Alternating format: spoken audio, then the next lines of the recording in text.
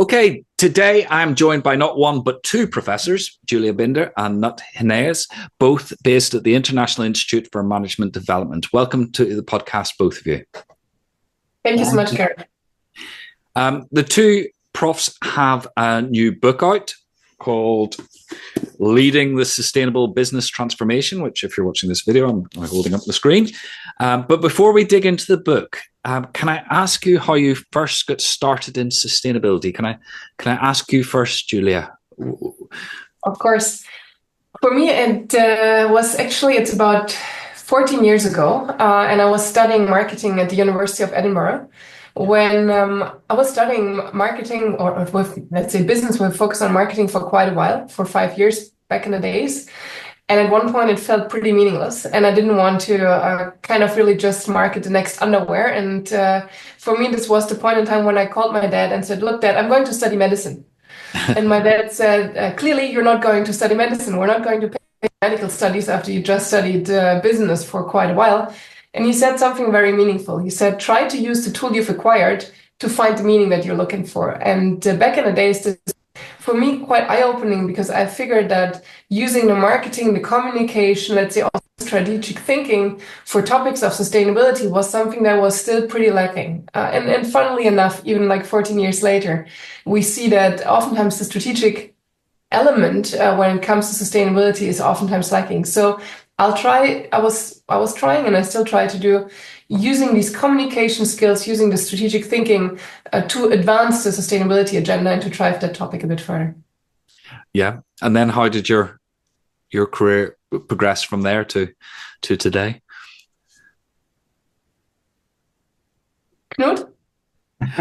Oh no, Julia, I was just wondering what. Oh, mine. How did yes. I progress? I can definitely answer how your career progressed, Julia, because I've been like a rocket, but I guess I'll give it to you.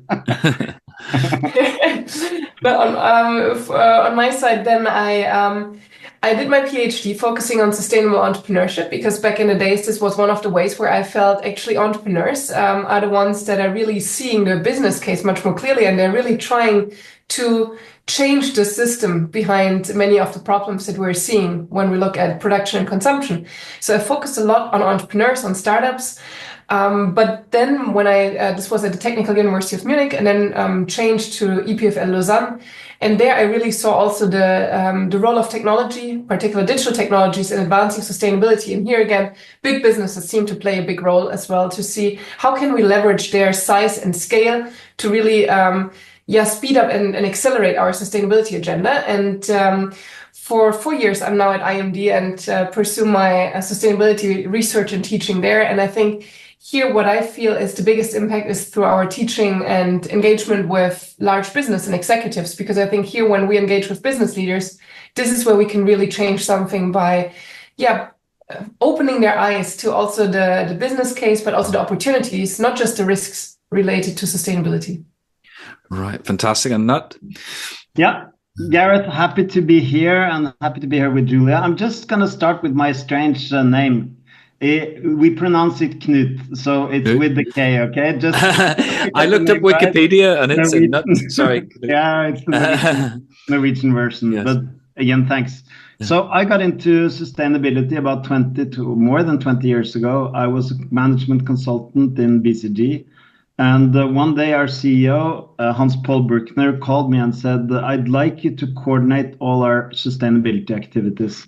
And I thought, that can't be much. And then I started collecting and looking up, and what are we doing in Asia, in Japan, what are we doing, South America, etc., mining all over. And I understood, wow, we're doing tons of stuff, and companies are doing great things. And actually, this is about doing good business. It's about doing good business where we combine the short term and the longer term. So I kind of got infected by the sustainability topic in a sense. I've been at it since as well. And I consider it to be a good business. That's really what I think. And now, of course, I do it as a professor. So I teach, I engage with Julia and others, companies on the topic. And I see great examples and huge capabilities being built on a mega big challenge. Yes. So what was the genesis of the book? Where did where did the idea come from to write the book? Julia, I start and then you come, and then afterwards we please. do the other way around, okay? Because I'll start since I have a little bit the history around this. We maybe 6 years ago, we started building a program called Leading Sustainable Business Transformation.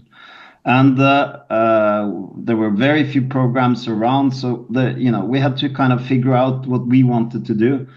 And the framework we came up with is driving sustainability is about the head, it's about the heart, it's about the hands. That's the fundamental idea of the book.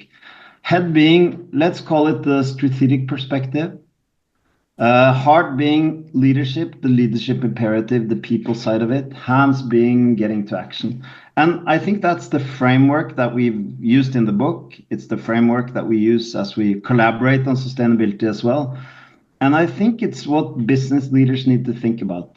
It's not only about great strategies. It's not only about great leadership. It's also about getting to action. So I think that's maybe, Gareth, the starting point. Yeah.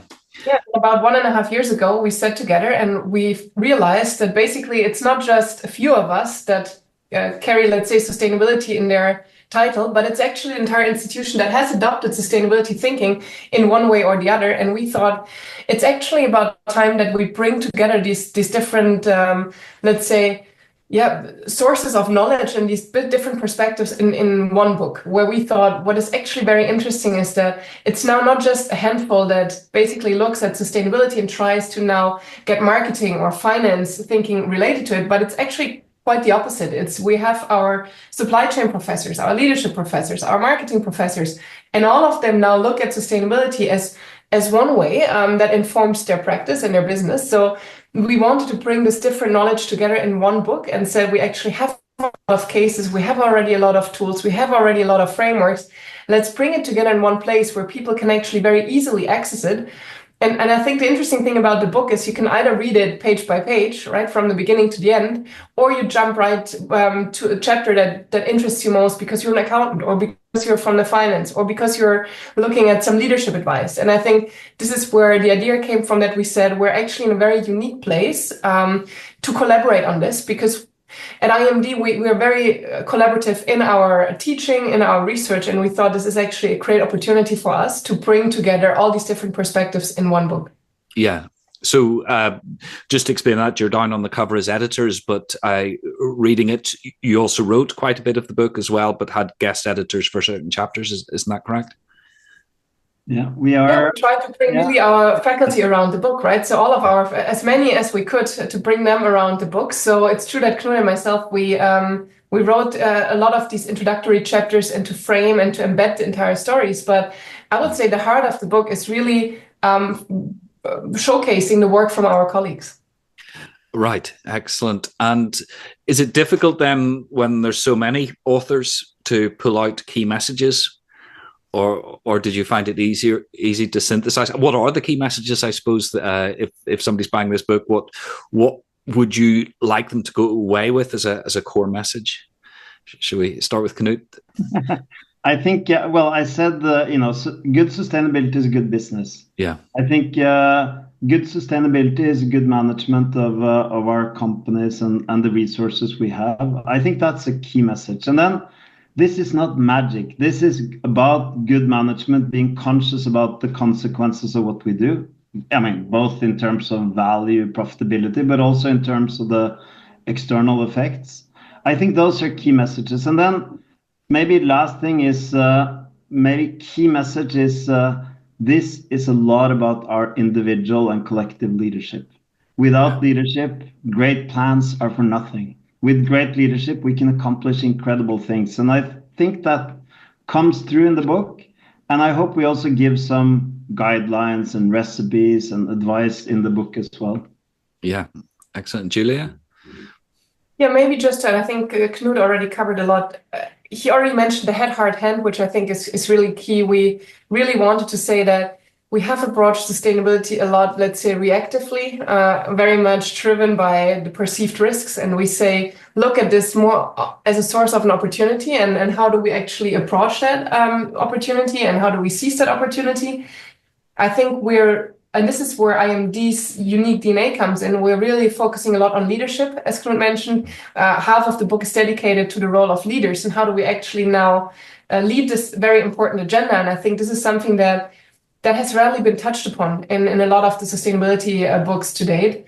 And maybe the last one is really to shift a bit the narrative from risk to opportunity and to say, of course, if you are not, if you're completely inactive, then sustainability is a pure risk, because then it's just regulatory compliance, and then it's just a hassle, and then it's just a cost. And we're saying you can look at this very differently. It can be a source of competitive advantage. It can be an opportunity. It can be something that makes your business more resilient. And I think this is what we want to emphasize, a much more proactive approach to sustainability than simply one that is driven by compliance and risk. Yeah.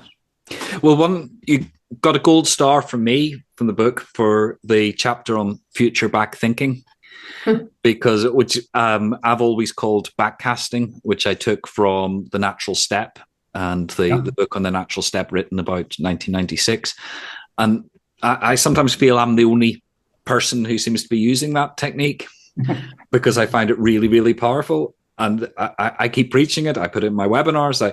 I teach people how to use it. And yet you just see people rejecting it in favor of lumping a lot of things together. So I don't know which of you or both of you put that section in, but I was just wondering if you could explain some of the advantages to our listeners. Yeah. So I'll get started, Julia, and then please come in and provide the context from your perspective. I think the place to start here is actually with a colleague of ours, Tom Malnight. He has been using FutureBack for a long time, and I kind of was exposed to it through him.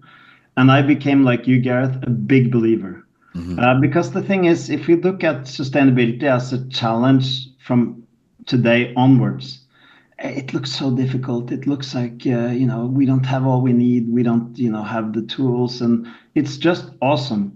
If we look at sustainability, future back, and ask ourselves, okay, we're in 2050, we're looking back.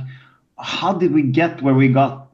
It just looks much more feasible, because suddenly great things can happen, and they will happen on technologies, on new innovations, on consumer behavior, etc. So I've become, like you, a big believer in not only using FutureBack, but definitely using FutureBack, because I think it helps us take a much more opportunity, things are possible type perspective. And we use it with companies. So companies defining their aspiration and then asking themselves, how did we get there?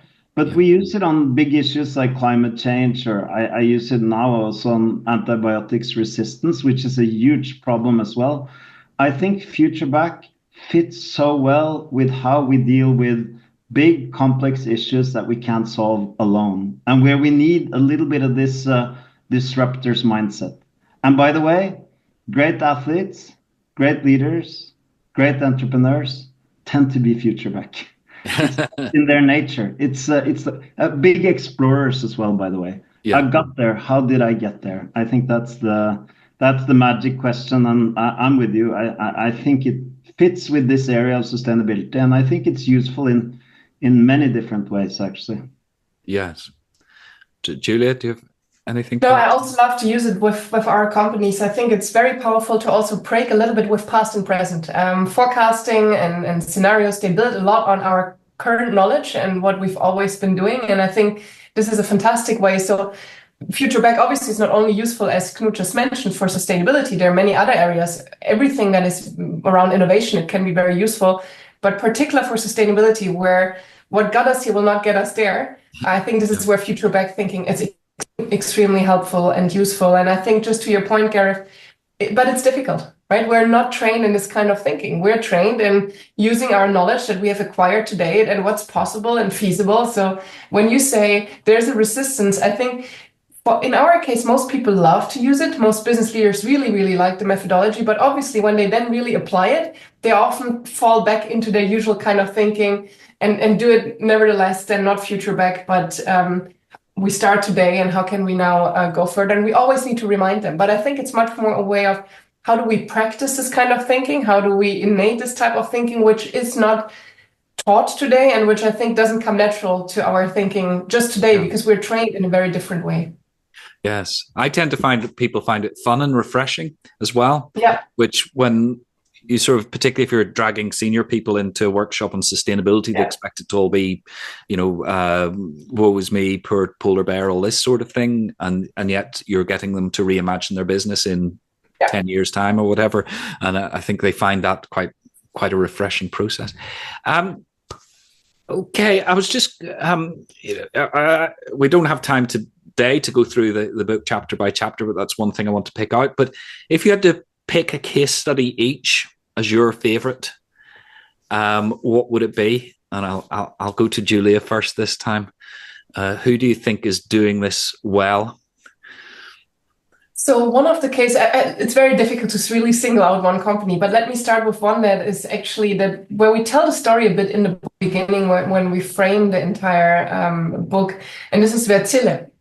And Wärtsilä, I like the story because it's one of the lesser known ones, right? We talk a lot about the Patagonias and Ben & Jerry's of the time, but Wärtsilä is a Finnish company in the marine and energy industry that not so many know. And I think what I really like about this example is how they really adopt this future back thinking that we just discussed, because they really think in horizons to say, okay, yes, we need to be successful today in Horizon 1, but if we want to be a successful company in the future, we really need to start today to prepare for this Horizon 3, which is the sustainable future that we anticipate will come.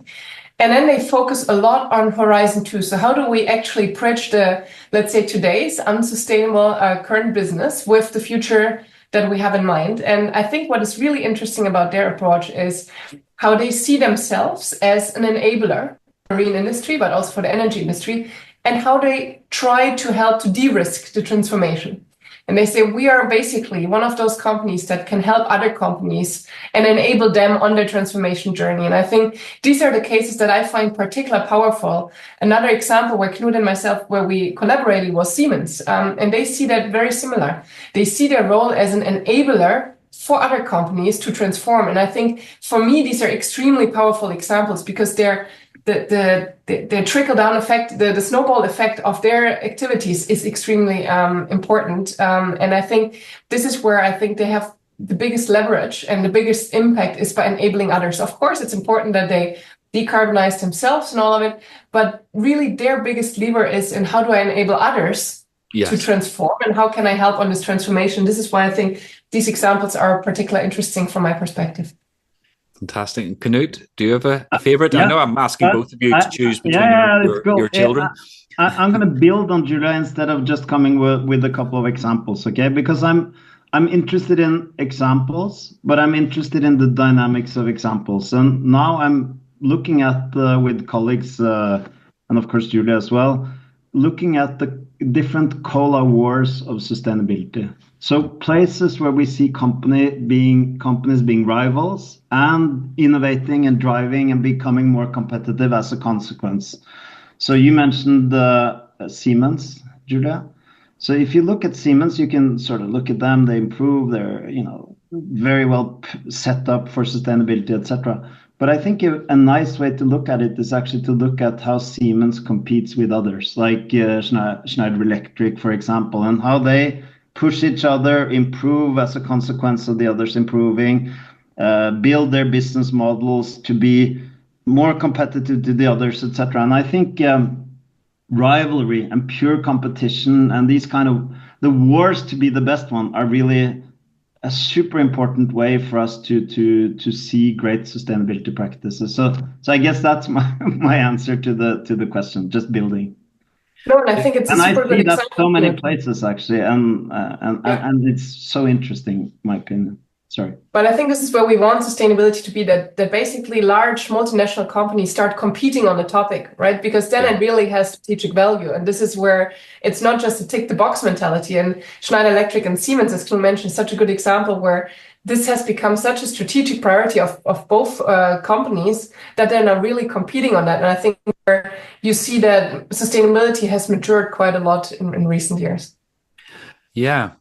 Well, I'll jump on a little bit on the questions I'd prepared, because I think this is relevant. Knut, I watched your TED talk on why businesses fail. And if I recall correctly, the two reasons were, one is because they stick to the same thing, or they only do what's new. One of my interests at the minute, and some of the sectors I'm working in, is what's going to happen during the low carbon transition, and how businesses maintain this. Because I know some people who are doing all wonderful things with their own carbon footprint, their own waste, etc., but their product is intrinsically part of the fossil fuel industry. I won't say any more than that to protect the innocent, but how does that, the lessons from your TED talk, which you may want to summarize better than I did, how do they apply to the low carbon transition? Okay, well, thank you for the question. Let me try to be kind of concise around it. So the logic, as you say, Gareth, is every company has to balance short-term and long-term. And the way we balance short-term and long-term is that we try to excel at the things we do today, but we have to renew ourselves as well. So we have to try new things, innovate, etc. And finding that balance is really the key. And the energy transition is a great example of that. Sometimes when I think about sustainability, I think, wow, I'm happy we're not going faster, because we actually need energy during this transition. We can't close down what we have and just do the new stuff. We have to find a way where we transition gradually away from what we have, at least change it, and then go into the renewables and the new energy sources, etc. We can't stop and go. That wouldn't be possible for so many different reasons. And I think it's a timing question. So we can do it faster, but we can't do it immediately. So that's fundamentally the challenge here. And then I would say the energy transition is the key to sustainability as well. Without it, we can't do all the great things we need to do. And if we look at the energy transition, we become quite optimistic in a way, right? Because we are, of course, fossil fuels, they're increasing, etc. But we're building the future. We are exploring, we are developing, we're scaling, etc. In this regards, China is a little bit of a champion, to be honest. Looking at not always developing, but also developing the new, technologies, batteries, etc. But building scale and building industrial solutions around it. So I think we have to balance short-term, long-term. Energy transition is a super good example of that. And then the question is timing. How fast can we go? And then the question for each company is, how do we position ourselves in this timing? Because it is like what you say, a lot of this we can't do by ourselves. A lot of it is outside of our hands. A lot of it we have to do in collaboration with others. And some of it we can do all by ourselves. And energy is just a perfect example of something we can't do all by ourselves. So that's a little bit the way I think about it. Well, one of the interesting cases for me is the automotive sector, where the two biggest producers of first of all, I should say, electric vehicles seem to be the only area where there's global growth at the minute. But the two biggest producers of electric vehicles by some distance are electric vehicle specialists, Tesla and BYD. Yep.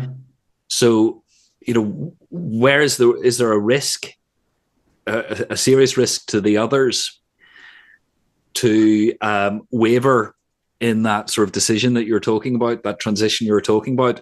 Or should they sort of create a burning platform and just go all in electric? Or does that put them at risk with the specialists? These are just some of the questions I'm puzzling in my head at the minute. Yeah. I think another super interesting topic, and BYD and Tesla are both future back. Yeah. They are born with nothing, and then they're going for the electric vehicle. Yeah. The existing car manufacturers, they are trying to optimize what they had and build what they need to have for the future. I think they're all learning that we can't just close it down and then go for the new stuff. We have too much to build on. We have too much legacy. There's too much of the revenue coming from the old stuff. So the challenge of a Tesla is accelerating with or BYD with the right speed, right types of products, etc. The challenge for the existing players is different. It's really optimizing and finding the right timing for that transition, and that's become super difficult over the last 2-3 years, I would say. They, at least most of them, have readjusted somewhat, and maybe the electric vehicle for them won't come as fast as they thought. Maybe they can't turn it off the fossil fuel as quickly as they expected, etc. But still, it's a timing issue. It's pure timing issue, and a difficult one, Yeah. Yeah, it just it concerns me that many of them will inadvertently end up as the sort of blockbusters of automotive industry.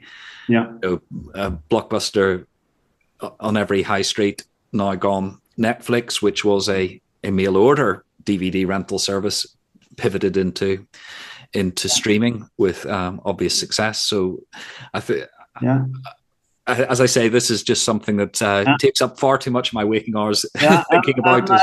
And you mentioned these two ways companies fail, right? Yeah. So if you're an existing car producer, there are two ways you can fail. One is not renewing yourself, just keeping going, doing exactly what you have been doing. You're sure to fail. The other way to fail is to transition too fast, which is going to be too costly, too risky. You don't build on what capabilities you have, etc. So they have to find a way to optimize. Whereas the pure plays, they can think about this very differently. And that is the real strategic challenge, I think. Yeah. And some will fail.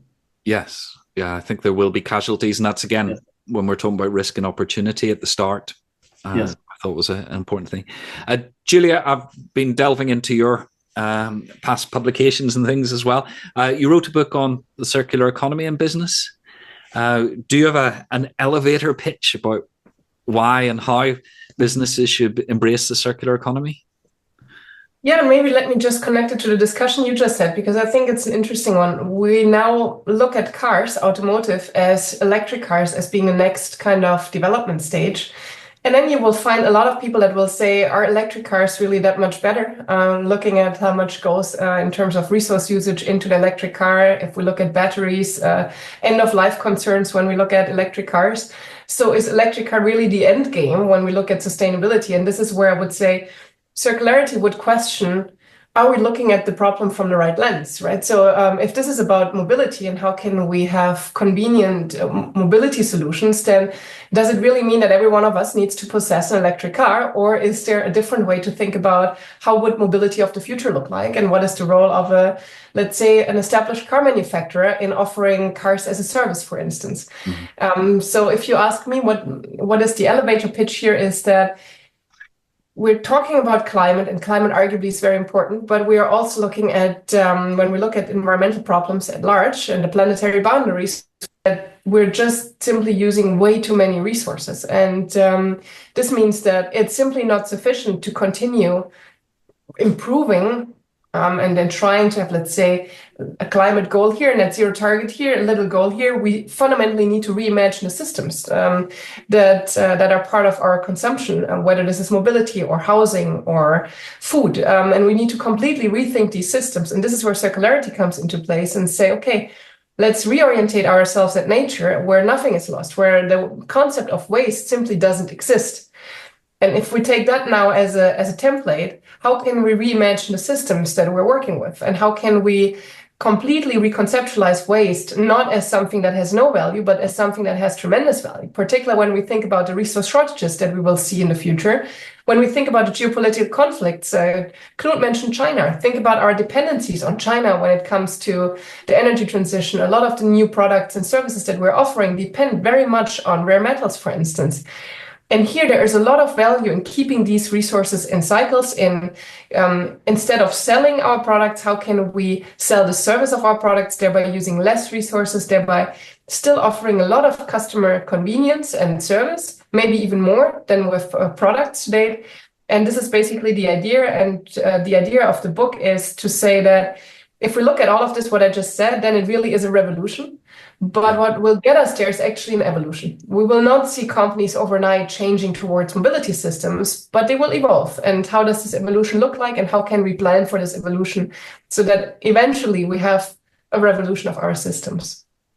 Yes, and that sort of product service system that you're discussing there is a big challenge. I sold my car almost 2 years ago, and I'm a member of a car club, so I have bought into the mobility service thing. But according to the car club, each of their cars takes 13 off the road. So I suppose I'm a car manufacturer's worst nightmare, because I will only buy a 13th of a car equivalent or lead to the purchase of that. And I know other businesses, people who manufacture power tools say, well, an electric drill in the normal house is only used for a tiny, for a few minutes over a lifespan of several decades. So is there a way of selling holes rather than selling drills? But I think a lot of businesses will struggle, and there's all sorts, I think, of human aspects of ownership. I happen not to care whether I own a car or not, but for a lot of people, it's a status symbol as well as things. So I think there's an awful lot of transition, but I agree completely with what you say. But the product service system thing seems to grow in popularity, and then people find where it works and where it doesn't, and then it sort of steps back a little bit and then goes forward. But yes, sorry, I'm talking more than you, and you're the guests here, so I should let you go back on. But in the circular economy, I find one of the big issues I have in selling it is people seem to equate it with just more recycling. Rather than the sort of elimination of the concept of waste. Yeah. And is there do you feel that there's a further stage to go before we start seeing material and resource loops closing the way we would need to for a circular economy? You're pointing to a very important, let's say, issue when it comes to circular economy, is that many equate it to recycling. I have actually been introduced at an event as the recycling lady. I was giving a keynote on circularity, and I was sitting there like, literally, recycling should be the very last resort, right? There are so many steps before we should talk about recycling, but it shows that the concept is still, let's say, immature for many. And it's, again, it shows that we haven't really thought about it in a lot of depth. And I think this is what we're trying to change as well. But when you ask me what is the first step, then we fundamentally need to rethink design, right? 80% of a product's environmental footprint are determined at the design stage. Mm-hmm. And if that is the case, we need to train our designers differently. We need to incentivize our designers differently. And yet, usually they're not even part of the sustainability discussion. So there are a lot of steps in between, but I think whether we like it or not, we will eventually go in that direction, right? And I'm just saying that companies that are much more future-oriented, they see this already now. We mentioned a couple of examples like Siemens and others. They see that as something that they need to work on right now, not just in the future, because we need to lay the foundation for this to work and to happen and to function and to make money. We need to lay the foundation now, and not just when we don't have any access to resources anymore, or when resources became so expensive that basically we're forced to look into this. And again, I think the interesting thing about the circular economy is that if done right, and again, there's a big if, right? Because you need to rethink a lot of things, and you mentioned a lot of the challenges that surround the circular economy or circular business models. But if done right, it's our best bet to reconcile economic growth and environmental, let's say, performance. So I think it's one of the very few areas where we can reconcile this notion of how can we grow without growing our resource usage as well. So I think there is a massive potential, and this is what makes me so excited about it. Yeah, fantastic. Okay, well, we've been chatting for quite a while, so perhaps I could ask you for your thoughts about the future. What are the big challenges and opportunities in corporate sustainability as you see them? Can I start with Knut, please? Yeah. So I'll start with just saying where I think we are now.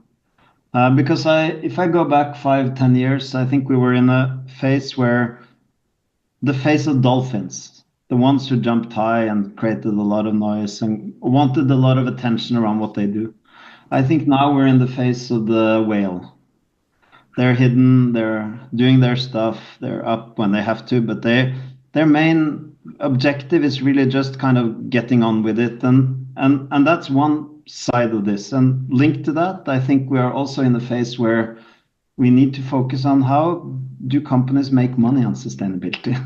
Not to just do the right thing, but make money on it. Because once we make money on it, we will scale, competitors will want to do something better, and then we're in good circles. And in a way, I'm pessimistic because there's a backlash, but I'm optimistic because I see a lot of whales. I see a lot of companies doing their stuff, improving, building capabilities, etc. We got a huge, long, big way to go. But if I'm future back, I'll be future back at the end. Walt Disney said, if you can dream it, you can do it. I think this one, we can dream it. We can see what it will become. We don't know exactly when it will happen. And we don't know exactly the dynamics, except that technology will be much more important than we think today. And then we will move there. We are moving there, but we'll move there. Once we start moving, it will go slow and then faster. Partly because it has to, partly because we'll have crises, bigger ones, unfortunately. That's the way I kind of think about it. So everything we do now are no regrets. Everything. Somebody said to me yesterday, if there wouldn't be a backlash if we weren't doing things right. Yeah. That it's a sign of success, which is a more optimistic view maybe I would normally take. Julia, what do you see on the future, either in your own work or in sustainability in general?